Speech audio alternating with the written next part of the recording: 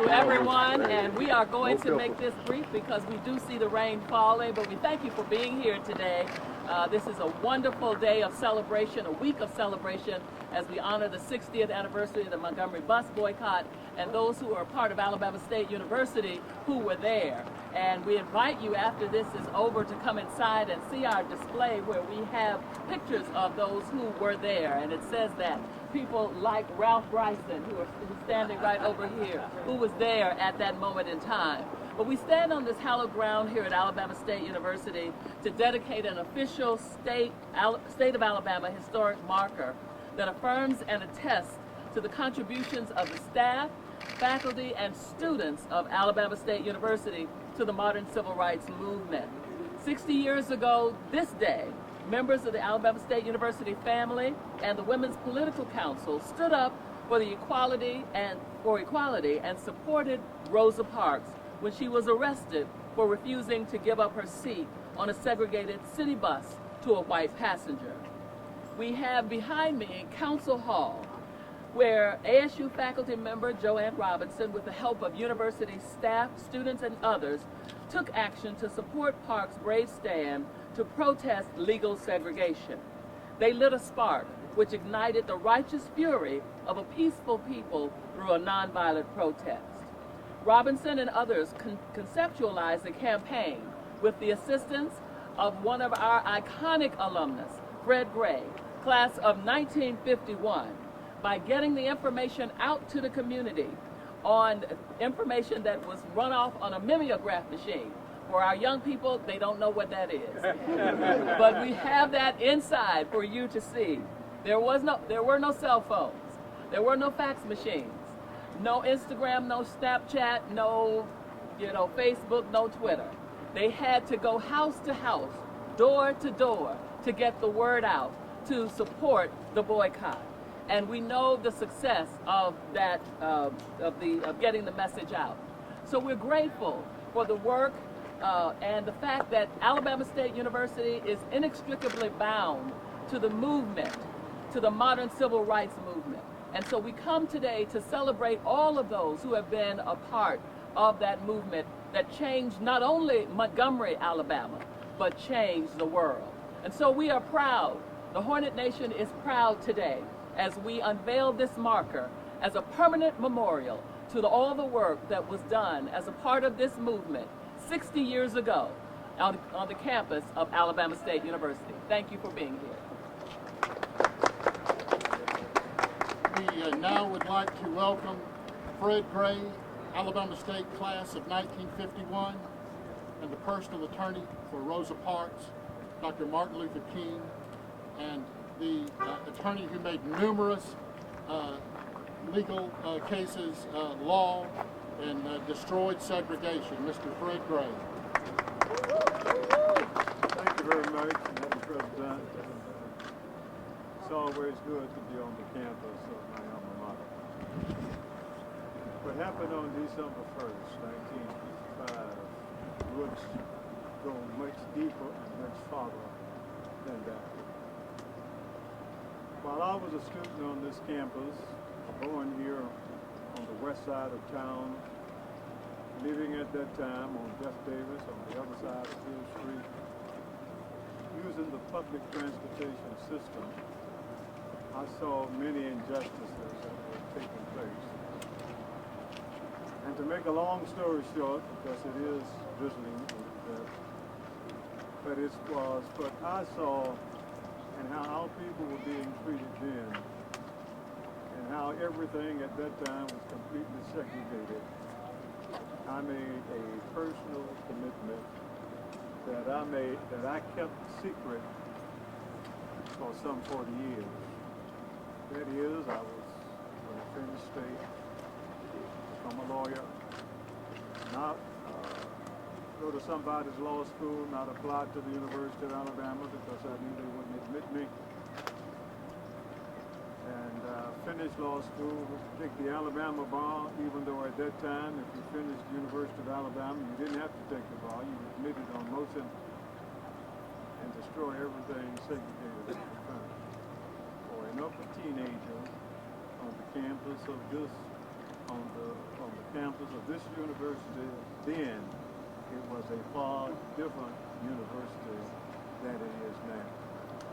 I finished here in 51, enrolled in Case Western Reserve in September of 51, finished in 3 years in June of 54, I meant 51. And took the Ohio bar, took the Alabama bar, and was licensed to practice on September the 7th, 1954, and started practicing law at that time. Not representing Rosa Parks, but represented initially Claudette Carver, the 15-year-old girl who did what Miss Parks did, but did it 9 months before and without the instruction of But what Mrs. Parks did, and what Joanne Robinson and I did, and I had lunch with Mrs. Parks almost every day for a year, and had lunch that day, and she knew I was going to be out of town. When I got back, I was told that she had been arrested, had a phone call, she wanted me to come and talk with her about her case. This is Thursday evening.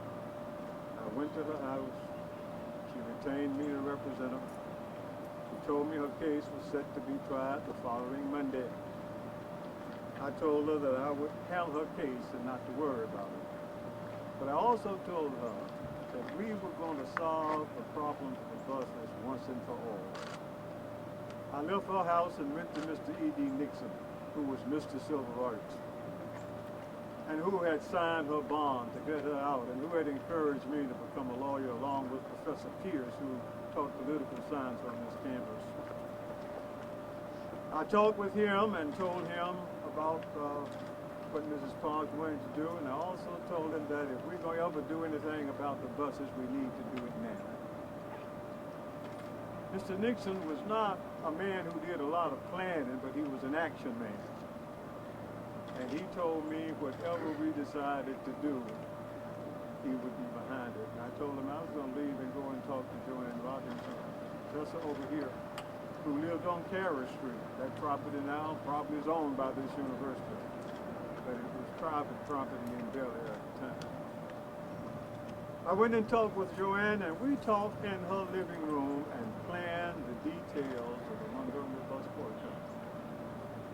Joanne's idea, and her nephew is here, Mr. Webb over here. We concluded if we're going to ever do anything about the buses, we need to do it now. The second thing Joanne wanted to do, she said we need to stay off of the buses. She had had a bad experience on almost an empty bus in 1949, and now she's the chairman of the Women's Political Council. She said, well, if we're going to stay off the bus, and she says, I'm going to end up, when we get through with our plan, I'm going to make a leaflet and have it to say another black woman has been arrested. The trial is on Monday. Let's stay off of the bus as a protest for the trial. We also said if she's going to stay off of the bus, we need to have a spokesman. Everybody can speak. We had two leaders in this community today, E.D. Nixon, who was Mr. Civil Rights if you had a problem. Then you had Rufus Lewis, who had been a court over here, and who lived just up the street. And the question was, who should be the chair? We weren't talking about the chairman, we were talking about who needs to be the one to serve as a spokesman. We wanted Mr. Nixon people, we wanted Mr. Rufus Lewis folks, and we were afraid if either one of those had been selected, we would have lost somebody.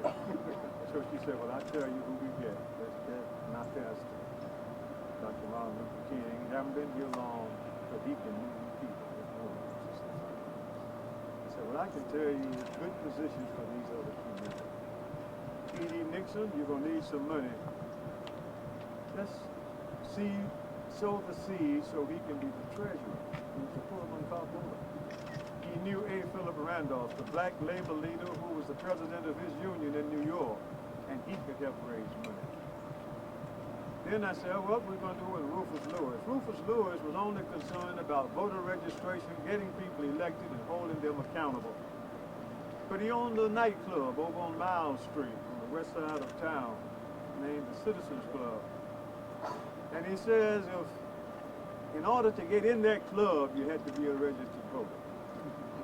I said, well,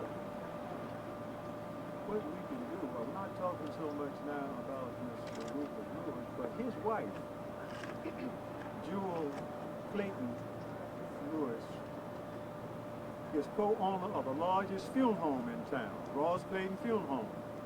If we're going to ask people to stay off the buses, we need to have automobiles. She will be able to get her husband, if he's chairman of the committee, will be able to get that funeral home and all these others to end up helping us transport people. And then, what about the legal work? A young lawyer just out of law school. We sowed the seeds, and let me stop because I've talked too long. But I'm saying this because I want you to know that this university played a major role in the beginning of the Montgomery bus boycott. We sowed the seed. It couldn't be known then that she was doing it. If so, she would have been fired much earlier than she was fired later anyway. And if they knew I was involved, I would have gotten disbarred before I was barred good. So we planted the seeds, and when they were sown, when the official meetings took place, Dr. King was selected to be the spokesman. Mr. Lewis was selected chairman of the Transportation Committee. Mr. Nixon was selected treasurer. Fred Gray was selected as a legal counsel, and the rest of history. But for what happened in Mrs. Joanne's living room on the evening of December 2nd and December 3rd, 1955, and the plans we made, there would have been no boycott then because the plans would not have been made. But we got the moral courage from Claudette Colvin. So this university has not only played a role in that, but you've played a role in every civil rights movement that has taken place. Thank you very much, and I'll talk to you. To the president, and to students and faculty, our good friend Attorney Fred Gray, and all others who are here. I'm going to be very brief because it's raining. There are a few things that I would want to add about Alabama State. First of all, Alabama State gave me my start. Gave me my start. I came here in 1958. I worked over at Kilby Hall. I was a dormitory then for 25 cents an hour. Then I was later student by the president, and I fought the battle to try to keep AUM from locating here. Attorney Fred Gray represented us in that case. That's a case called the Alabama State Teachers Association versus the Alabama Public School and College Authority. That was one of the things. I was also privileged to be a member of the sit-in movement when we started in 1960. Alabama State is still involved in the civil rights movement. So Alabama State has a lot to be proud of. Alabama State has a lot to be grateful for. Many of Alabama State students. Alvin Holmes is a graduate of Alabama State. Our president is a graduate of Alabama. Our current president is a graduate of Alabama State. There are many, many Alabama State grads who have contributed a lot to the civil rights movement. Unfortunately, time will not let us cover all of that now. But I want to say again that I'm happy to have been invited to share in this program. I was happy to have been very much involved in getting the Acadome built at Alabama State University. I was very much involved in so many other things. I will not try to recite them all. But again, I want to say, having opened in this monument today, being with the president, being with all of you, I want to say thank you for allowing me to come and allowing me to be a part of a great group. And if you are a graduate of Alabama State, as Dr. Gary Carter used to say, you are somebody. Our last speaker is an ASU student, a non-political person on campus, but someone who said that this movement touched him Mr. Kelsey Brown.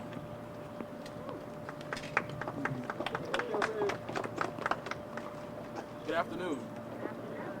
My name is Kelsey Brown. I'm a junior communications major from the great city of Columbus, Georgia. And for those who are not aware, today is Tuesday, December 1st.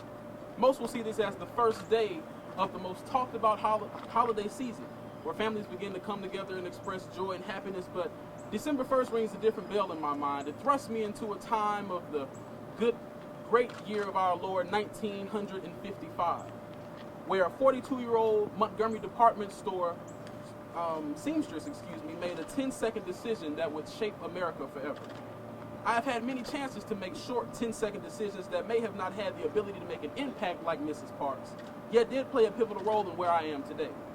I can't help but to think about one of my favorite poems, The Road Not Taken by Robert Frost. Two roads diverged in the yellow wood, and I'm sorry that I could not travel both. You see, Mrs. Parks approached two roads 60 years ago today, on Cleveland Avenue, which is not too far from ASU. And she had the option to do as the bus driver said, and like the other three black passengers, stand up, yet she remained seated. Growing up in Columbus, Georgia, I've had several experiences where those two roads approached me, with one road including drugs, stealing, violence, a lack of education, gang activity, prison, and most ultimately, my fate, which is death. As the subject of the poem did, I did too look down one road as far as I could, then took the other as just as fair, and perhaps having the better claim because it was grassy and wanted wear. After getting a glimpse of that road, I just knew that it was the road for me, but then I happened to sit down and remember the Claudette Colverts. I remember the Joanne Robinsons. I remember the Mary Fairburns. I even remember the Martin Luther Kings, the Fred Graves, and most importantly, I remember Rosa Parks. And what these people did for this city, for this state, for this university, and especially for this country inspired me to make the right decision. If it were not for the efforts of these people, I would not be able to recite the last stanza of this poem with the smile on my face and all of my heart and spirit. I shall be telling this with a sigh, somewhere ages and ages hence. Two roads diverged in a wood, and I took the one less traveled by, and that has made all the difference. Thank you. Well done. Before we unveil the marker, we will conclude this with a song from an ASU student, Channing Jenkins, who just happens to be the winner of the John F. Kennedy Center Irene Ryan Award. My dear.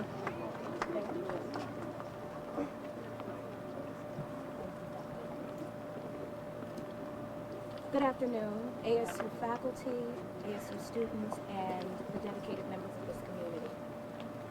The premise of today's momentous occasion is to acknowledge the reverie and the passion and the benevolence and nobility, and most importantly, the faithfulness of the late Rosa Parks, Ms. Joanne Robinson, and the members of the Women's Political Council. Today, we do honor the female pioneers for their contributions to the Montgomery bus boycott. And today, I'll give to you Great is Thy Faithfulness. Great is Thy faithfulness, O God, Thy Father. There is no shadow to turning with Thee. Thou changest not. Thy compassions, they fail not. As Thou hast been, Thou forever. Great is Thy faithfulness. Great is Thy faithfulness. Morning by morning, new mercy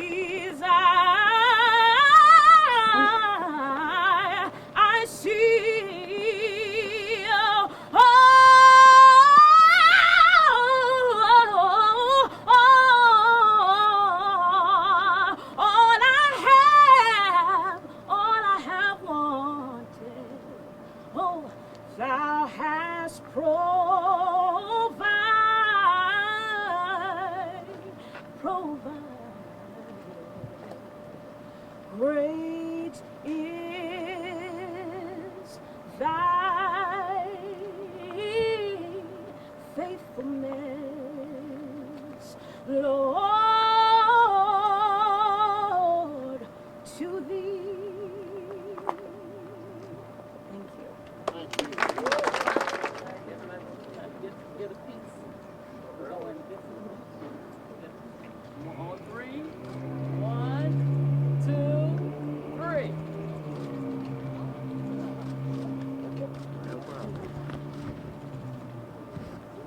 All right.